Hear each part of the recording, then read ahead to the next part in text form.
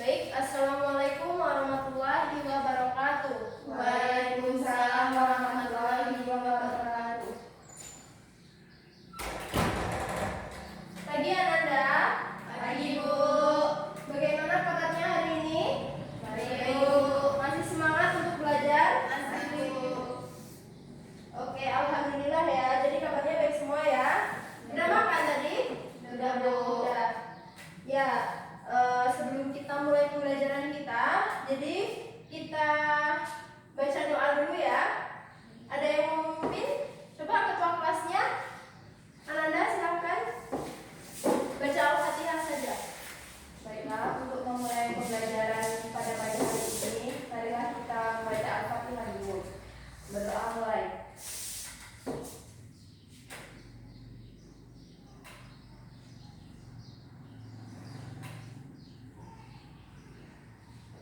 Berdoa selesai.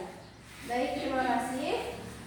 Semoga dengan doa yang sudah kita bacakan tadi, pembelajaran kita pada hari ini nanti semoga bisa memberikan keberkahan kepada kita, memberikan manfaat bagi kita dan berguna untuk kita nantinya ya. Nah, Ibu absen dulu ya. Ada yang tidak hadir? Hadir semua, Bu. Hadir semua, alhamdulillah. Nah, jadi sebelum kita mulai, coba atur jarak duduknya dulu ya. Silakan diberikan jarak karena kita diberi perintah oleh pemerintah supaya tetap menjaga jarak karena kita sedang belajar di era pandemi COVID-19. Baik, pelajaran kita hari ini adalah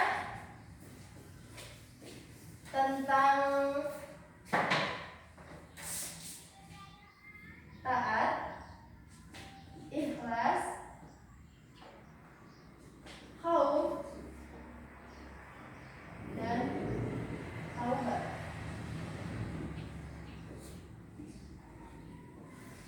Sebelum kita masuk kepada pembelajaran kita hari ini tentang taat, ikhlas, khauf, dan taubat, Ibu ingatkan dulu materi kita minggu lalu, yaitu tentang sifat-sifat Allah. Ada yang tahu apa saja sifat-sifat Allah itu? Coba angkat tangannya. Nanti Ibu tunjuk kalau nggak ada yang tahu. Ada? Ada. Coba sebutkan. Silakan Ananda. Wajib, mustahil, jaiz. Terima kasih ya kepada Ananda. Kita beri tepuk tangan ya. Bagus sekali. Nah, kita lanjutkan materi kita pada hari ini. Sebelum kita masuk kepada pendalaman materi, Ibu akan sampaikan dulu tujuan pembelajaran pada hari ini. Yaitu nanti setelah pembelajaran ini selesai, Ibu harapkan anak-anak Ibu nanti bisa mengetahui apa itu taat, apa itu ikhlas, apa itu khauf, dan apa itu taubat. Selain itu nanti Ananda juga Ibu harapkan bisa mengetahui apa saja contoh-contoh dan bagaimana cara kita melakukan taat, ikhlas, khauf, dan taubat. Bisa dipahami ya? Bisa Bu. Nah, kalau begitu kita mulai. Ibu punya gambar di sini. Gambar tentang materi kita pada hari ini. Ibu bagikan ya. Silakan. Silakan diamati dulu. Coba diamati sebentar. Coba diperhatikan apa kaitannya dengan materi kita hari ini. Sudah bisa? Sudah nampak? Sudah Bu. Kalau begitu, coba ada nggak yang mau mengemukakan pendapatnya tentang apa hubungan gambar tersebut dengan materi kita pada hari ini? Ada? Bagaimana, Ananda? Dari gambar di sini tuh Bu, kita tuh diajarkan untuk mematuhi peraturan taat gitu Bu. Kita tidak boleh melanggar dari peraturan tersebut. Ya, bagus. Ada lagi itu yang gambar? Yang gambar yang pertama ya. gambar yang kedua, mungkin yang ketiga atau yang keempat. Coba sebelah sini ada. Ini gambar yang kedua nih Bu, yang menolong korban bencana alam. Jadi kita sesama manusia, saling sama manusia harus saling tolong menolong jika ada yang kesusahan. Ya. Dengan menolong dengan ikhlas Bu. Ikhlas. Oke. Terima kasih kepada Ananda yang sudah mau mencoba untuk menjelaskan. Kita beri tepuk tangan dulu ya. Ya, benar sekali. Tadi sudah disampaikan oleh beberapa teman Ananda tentang gambar yang sudah Ibu berikan tadi ya. Itu gambar pertama. Kita membahas tentang taat. Jadi di gambar ini dijelaskan bahwasanya pengendara tersebut tidak menaati peraturan lalu lintas karena dia menerobos lampu merah. Hal tersebut tidak dibenarkan karena memang peraturan tersebut sudah dibuat oleh pemerintah Indonesia. Oke, nah jadi langsung Ibu jelaskan saja. Taat itu berasal taat itu dapat diartikan sebagai tunduk, patuh, Setia. ya, setia. Jadi, taat itu dalam agama Islam diartikan tunduk, patuh, dan selalu setia menaati peraturan-peraturan yang telah dibuat oleh Allah. Bagaimana kita bisa mengerti atau kita bisa tahu bagaimana peraturan-peraturan Allah itu? Peraturan Allah itu terdapat di mana? Ada yang tahu? Di dalam Al-Quran. Di dalam Al-Quran. Ya, bagus. Jadi peraturan Allah ini dalam Al-Quran. Jadi kita bisa melihat apa saja yang dilarang, apa saja yang diperintahkan. Karena taat bukan saja menaati perintahnya, tetapi juga nanti menjauhi larangannya. Larangan seperti apa contohnya? Berbuat maksiat, durhaka kepada orang lain, maksud Ibu kepada kedua orang tua kita.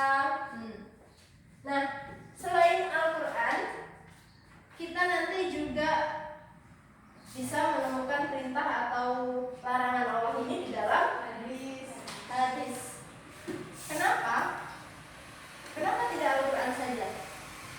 Apa alasannya? Ada yang tahu?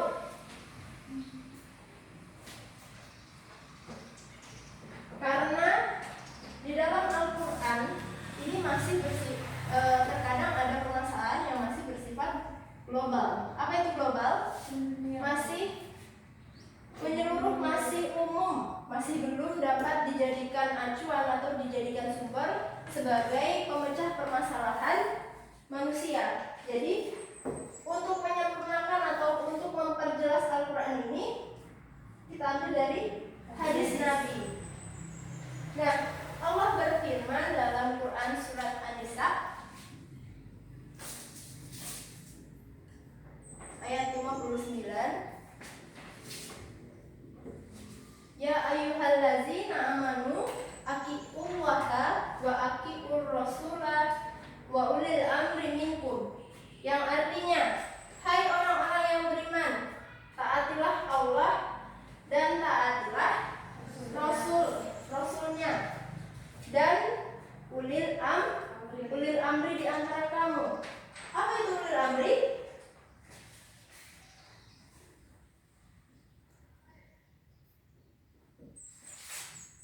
Apa? Ada yang tahu? Ulil amri adalah pemerintah atau pemimpin.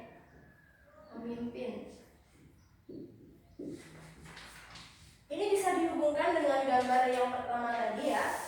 Gambar pertama tadi ini adalah peraturan yang dibuat oleh para pemimpin kita, pemerintah kita yang sudah kita pilih. Nah, jadi selain kita menaati Allah tadi kan, ada Allah pertama, terus Rasul, kita juga diperintahkan untuk taat dan tunduk kepada ulil amri atau pemimpin. Bisa dipahami ya tentang taat ini? Bisa. Nah,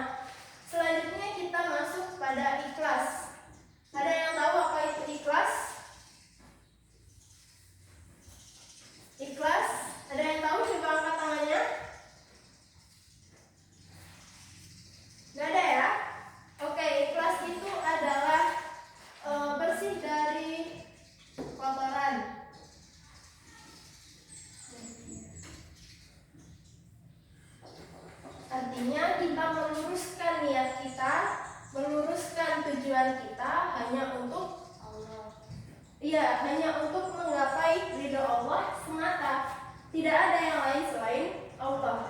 Contohnya, Ibu mau nanya tadi pas kita mau sekolah, pas Ananda mau sekolah tadi, niat untuk sekolah apa? Belajar. Belajar. Untuk apa belajar? Menuntut ilmu. Menuntut ilmu itu didasarkan pada kita ingin mengharapkan ridho siapa? Ridho Allah. Benar, serius. Nggak ada yang niat ke sekolah cuma mau biar dapat uang saku, biar dapat nilai bagus misalnya, atau ada lagi biar bisa kumpul sama teman-teman, ketemu si itu atau si ini. Ada nggak yang seperti itu? Kadang ada ya yang seperti itu. Nah, jadi untuk kedepannya Ibu harapkan hilangkanlah niat-niat atau tujuan kita untuk mendapatkan ilmu dengan niat yang tidak ikhlas tadi. Jadi ikhlas itu hanya Allah ya, hanya untuk Allah. Nah, karena ikhlas itu hanya Allah, jadi seluruh ibadah kita apa saja? Sholat, puasa, zakat, haji, nah banyak lagi ibadah lainnya. Terus nanti hubungan muamalah kita, bagaimana kita nanti berjual beli atau kita berhubungan dengan manusia lain, nanti itu harus didasari kepada niat. Karena diterima atau tidaknya sebuah amalan, sebuah ibadah, termasuk tadi ibadah maupun muamalah, itu tergantung pada niatnya. Coba Anda perhatikan ketika kita belajar tentang sholat, pasti rukun pertama selalu niat. Rukun puasa yang pertama selalu niat. Karena memang semuanya harus diniatkan dengan ikhlas kepada Allah. Bisa dipahami ya tentang ikhlas? Selanjutnya kita masuk ke khauf. Ada yang tahu apa itu khauf? Khauf. Takut, rasa khawatir dan cemas. Iya, rasa takut ya. Takut, gelisah, khawatir. Apalagi? Cemas. Ada lagi? Tidak ya? Nah, jadi khauf itu dapat diartikan sebagai rasa takut kita kepada Allah. Rasa takut kita ketika kita melakukan suatu amalan, baik itu ibadah ataupun muamalah, kita merasa nanti ibadah saya diterima nggak ya sama Allah? Nanti sholat saya diterima nggak ya sama Allah? Jadi takut ini nanti atau khauf ini akan berhubungan dengan raja. Ada yang tahu apa itu raja? Raja itu adalah cita-cita atau harapan. Artinya cita-cita atau harapan kita kepada Allah. Kita ingin bagaimana amalan ibadah kita, muamalah kita itu selalu diterima oleh Allah. Selalu kita berharap ridho darinya. Bisa dipahami ya, jadi sangat berkaitan nanti. Karena kita takut merasa tidak diterima ibadah saya, jadi nanti akan terus kita berharap kepada Allah. Saya akan mengharapkan pahala yang besar dari Allah. Tapi kita tidak hanya untuk mengharapkan saja, kita juga perlu yang namanya usaha. Karena tidak mungkin kita hanya berdiam diri berdoa, saya mau kaya, ya Allah saya mau dapat uang segini, tanpa berusaha sedikit pun kita hanya berdoa kepada Allah. Malah itu perbuatan yang tidak baik karena ya tadi, karena tidak ada usaha kita sebagai manusia untuk mendapatkan keridhaan dari Allah tersebut. Selanjutnya adalah taubat. Taubat ini artinya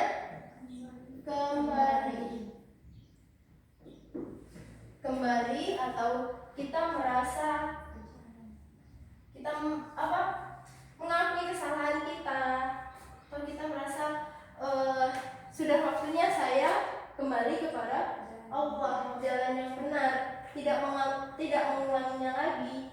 Percuma kalau kita sudah saya mau taubat tapi besoknya masih diperbuat lagi. Tidak bisa ya. Jadi taubat itu memang benar-benar yang saya tidak akan mengulanginya lagi. Seperti itu ya, bisa dipahami? Bisa, Bu. Bisa. Ada pertanyaan? Ada? Tentang penjelasan Ibu tadi ada yang masih ragu, silahkan tanyakan saja. Atau mungkin ada permasalahan di rumah atau yang lain. Ada apa? Silakan. Sama pengertian ikhlas. Pengertian ikhlas. Jadi pengertian ikhlas ini adalah kita melakukan sesuatu atau kita melakukan sebuah ibadah atau amalan itu hanya berdasarkan atau diniatkan kepada Allah semata. Jadi tidak ada unsur-unsur lainnya, misalnya saya mengharap pujian dari orang lain atau karena dilihat sama orang lain, saya mau sholat dulu biar ditengok sama orang kalau saya tuh rajin sholat. Saya mau ngaji dulu lah biar dipikir sama orang saya tuh rajin mengaji. Jadi dia tidak meneruskan niatnya untuk Allah, berarti dia tidak ikhlas. Sama seperti kita membantu korban bencana alam tadi, jika kita meniatkan untuk Allah, itulah yang dinamakan ikhlas. Tapi kalau kita mengharapkan biar saya nanti dapat imbalan dari si ini, atau biar saya nanti bisa dilihat sama orang lain, saya sudah membantu loh orang yang terkena bencana, bisa dipahami? Bisa. Jadi ada ya tadi sempat ketinggalan, ada dalil yaitu Quran surat Al-An'am ayat 162. Qul inna sholati wa nusuki wa mayaya wa mamati lillahi rabbil alamin. Yang artinya, katakanlah sesungguhnya sholatku, ibadahku, hidup dan matiku hanya untuk Allah, Tuhan semesta alam. Nah, di situ hanya disebutkan hanya untuk Allah ya. Ya, sudah jelas Anda? Sudah. Nah, sekarang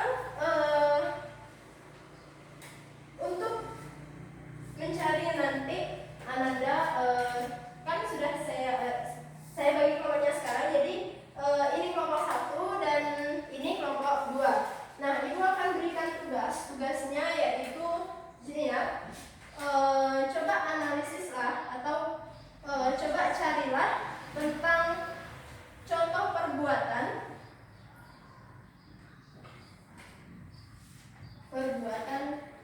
yang keempat tadi. Bisa dipahami ya, tanda panah artinya taat, ikhlas, khauf, dan taubat. Nah, supaya lebih ringan kerjanya karena nanti kita presentasi, maka kelompok 1 nanti akan membahas tentang taat dan khauf, dan kelompok 2 akan membahas tentang taat dan ikhlas, maka kelompok 2 nanti khauf dan taubat. Jadi contoh perbuatan dan cara melakukannya. Silahkan didiskusikan dengan teman yang sudah dipilih. Namun selama diskusi, Bu harapkan tetap dijaga jaraknya ya. Silahkan Ibu beri waktu sekitar 5 menit saja. Berapa Bu contohnya Bu? Minimal ya 2 lah. Boleh.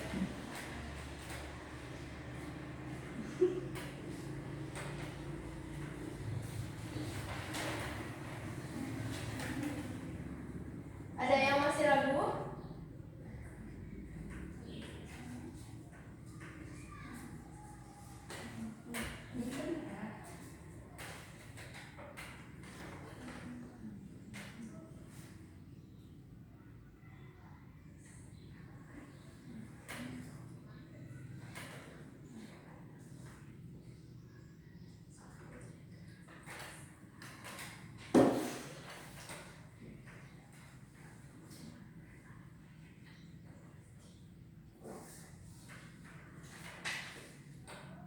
silakan bertukar informasi dengan teman sekelompoknya. Karena nanti yang akan menyampaikan atau mempresentasikan bukan hanya satu orang ya. Nanti semua anggota kelompok harus memiliki perannya dalam mempresentasikan.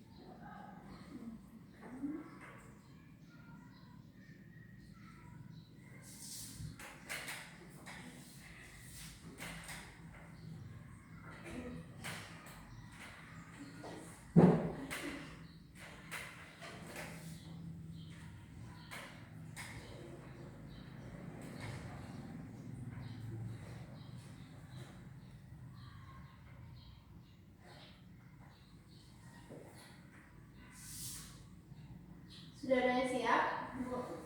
Udah? Belum. Silakan dilanjutkan. Kalau ada yang ragu silakan angkat tangannya ya.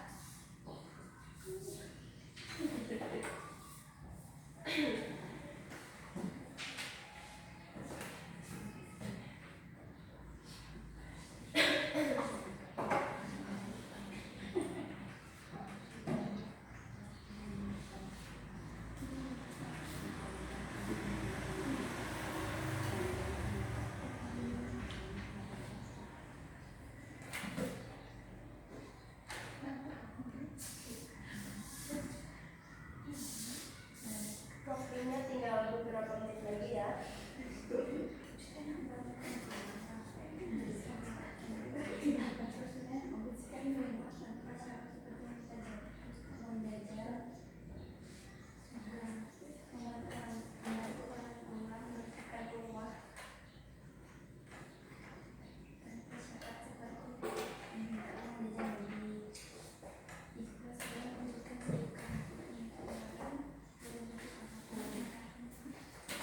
Sudah siap?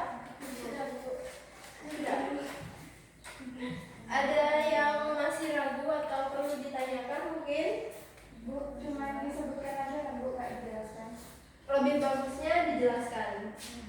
Jelaskan apa? Pengertiannya. Contohnya.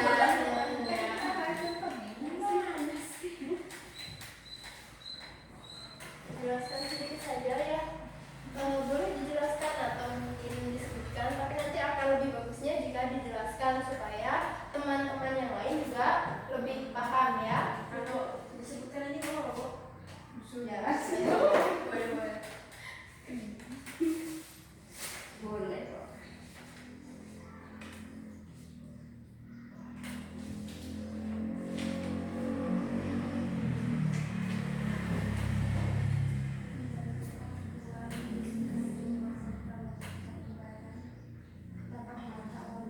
Waktunya tinggal 1 menit lagi ya.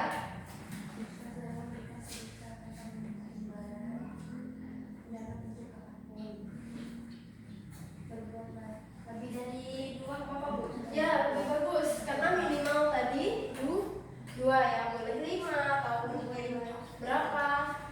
Yang jelas minimal 2. Kelompok 2 udah siap? Bu, menjelaskannya boleh bergantian Bu. Misalkan saya yang tahu. Iya, boleh. Nanti selama kelompok lain menjelaskan, diharapkan teman-teman yang lain menyimak ya. Karena nanti akan ada sesi pertanyaannya. Di sini dilihat.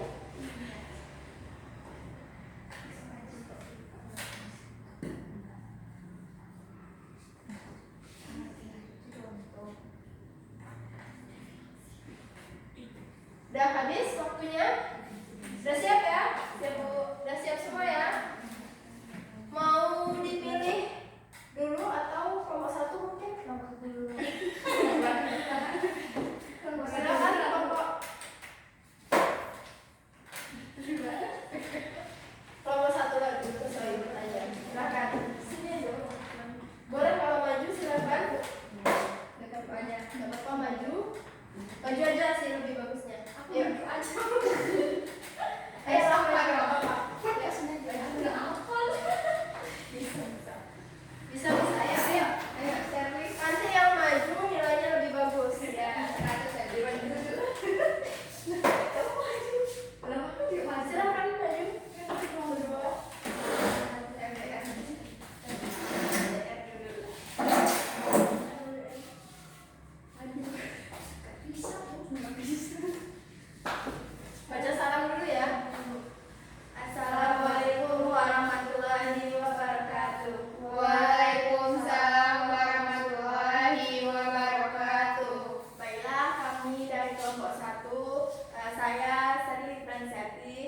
saya Wiwit Novianti. Kami akan menjelaskan tentang contoh perilaku taat dan ikhlas.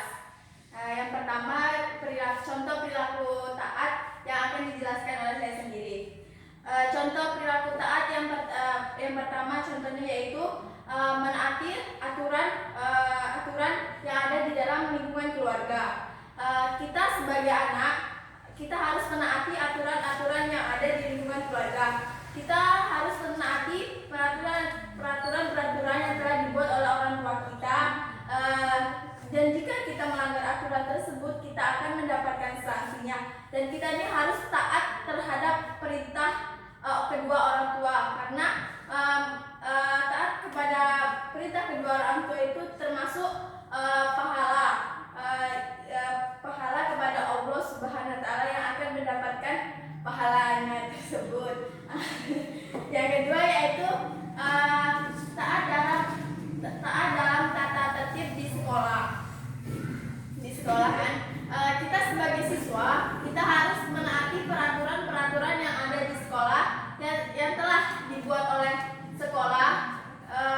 Kita sebagai siswa harus menaati aturan-aturan tersebut. Sekian, terima kasih. Yang kedua yang akan dijelaskan oleh teman saya. Baiklah, saya Wiwit Novianti akan menjelaskan contoh dari ikhlas. Yang pertama, membantu orang tua, membantu pekerjaan di rumah tanpa mengharap uang jajan lebih. Yang kedua, memberi sedekah kepada orang yang tidak mampu tanpa mengharapkan imbalan. Dan ketiga, berbuat baik kapanpun, dimanapun, dan ke siapapun,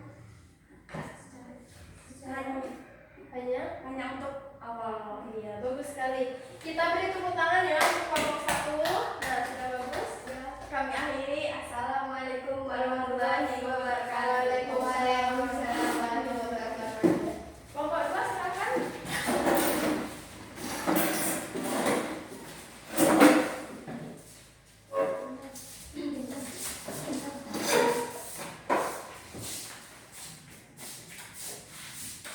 Assalamualaikum warahmatullahi wabarakatuh. Waalaikumsalam warahmatullahi wabarakatuh.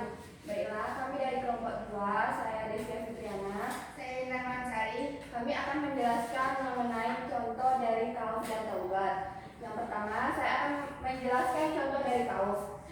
Contohnya yang pertama itu kaus kepada Allah. Di sini contohnya itu adalah mengaji, membaca Al-Quran, sholat 5 waktu, berzakat. Kemudian yang kedua adalah kaus jika kita ingin melakukan perbuatan maksiat. Di sini dijelaskan biasanya kita taat kepada Allah dengan sholat 5 waktu, dan di suatu ketika jika kita ingin berbuat maksiat, kita akan merasa cemas, takut kepada Allah dan kita akan mendapatkan dosa besar. Kemudian yang ketiga yaitu kauf jika kita tidak taat kepada Allah. Di sini biasanya jika kita melakukan sholat 5 waktu pada tepat waktu di jamnya, dan pada suatu ketika kita menunda-nunda dalam sholat, kita akan merasakan suatu perasaan yang cemas dan takut kepada Allah. Kemudian yang kedua itu adalah contoh dari taubat yang akan dijelaskan kepada teman saya. Saya di sini akan memberikan contoh tentang taubat. Yang pertama, banyak-banyak beristighfar. Yang kedua, banyak-banyak kita melakukan sholat sunnah. Dan yang ketiga, banyak-banyak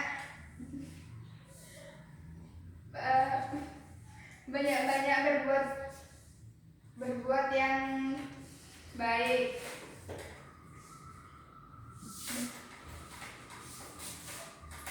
Sudah? Sudah, Bu. Sudah. Baiklah, hanya itu yang dapat kami sampaikan dari kelompok 2. Kami akhiri. Assalamualaikum warahmatullahi wabarakatuh. Waalaikumsalam warahmatullahi wabarakatuh. Tepuk tangan dulu untuk kelompok 2.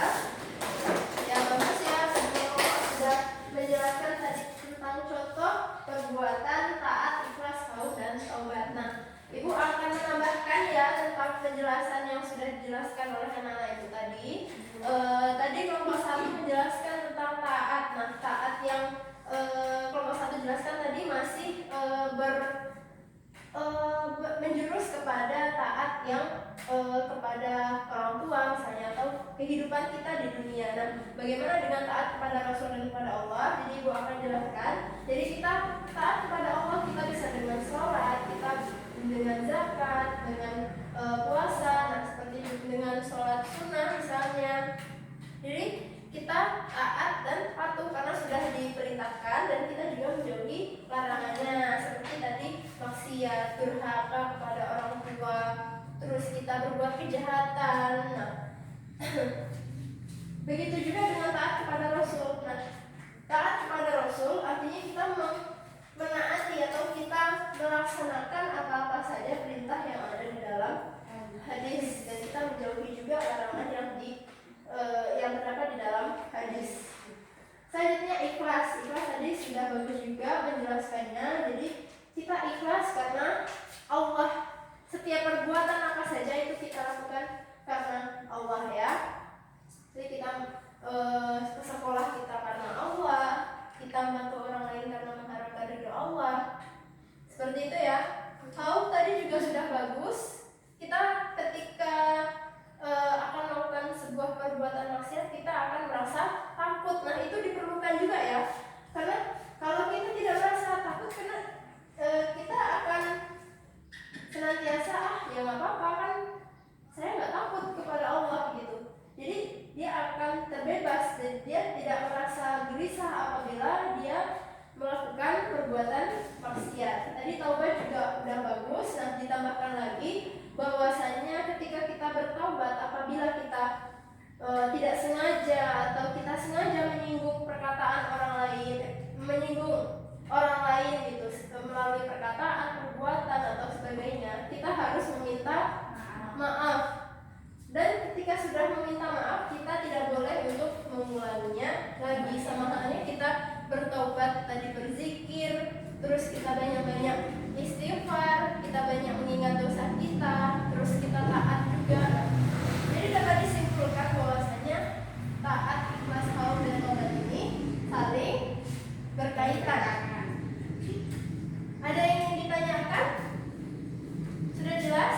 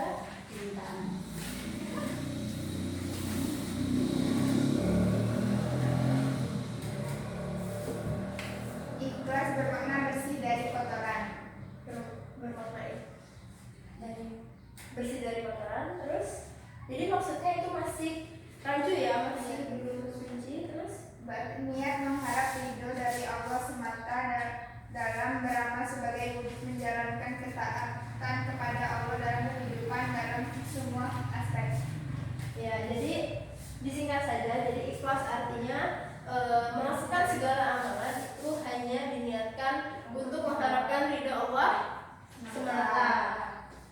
Selanjutnya khauf, silakan. Kaum ini artinya takut, resah, khawatir atau cemas. Maksudnya ini perasaan takut atau cemas bila melakukan perbuatan maksiat, takut akan takut kepada Allah Subhanahu Wa Taala.